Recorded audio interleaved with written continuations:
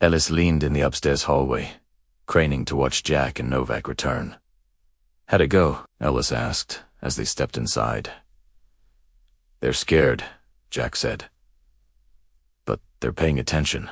He moved back to the front window and took his place beside Novak. Outside, the road lay open and still. Only the faint churn of distant engines and the occasional crackle over the radio broke the quiet. For the first time since leaving the base, they were not actively moving or shooting or obeying a shouted order.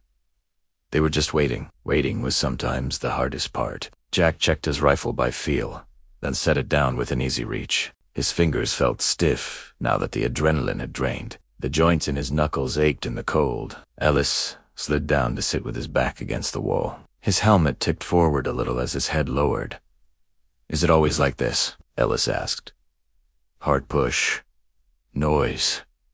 Smoke.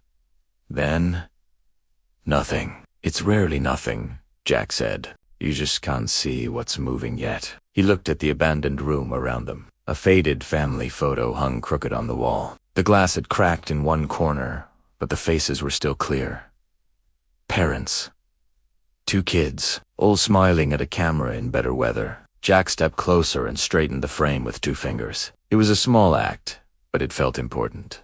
"In Ohio," he said, almost to himself, when a storm passed, "my father used to say, 'Don't relax until you see what it knocked down.'"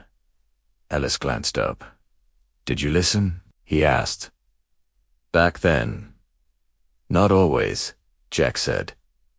"Now I do." A burst of static flared from Cole's radio downstairs, followed by a voice from Sector Command. Relief infantry had crossed the halfway point. No major rebel counterattack had formed. Other units were still engaged to the east, but the pressure seemed to be shifting away from Highway 7.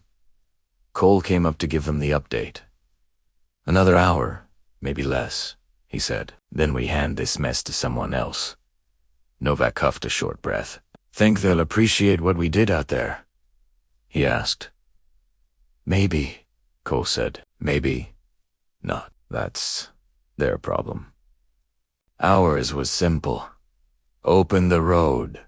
Keep it open." He looked out at the burned wreckage pushed to the shoulders. "They'll remember the tanks and the trucks," Cole added. "They usually don't remember the first squad in." Jack thought of the ghost unit on the ridge, men whose job was to be unseen. His squad had done something similar here, but allowed to create an opening and then fade back into the background. "Being forgotten is not always the worst outcome," Jack said.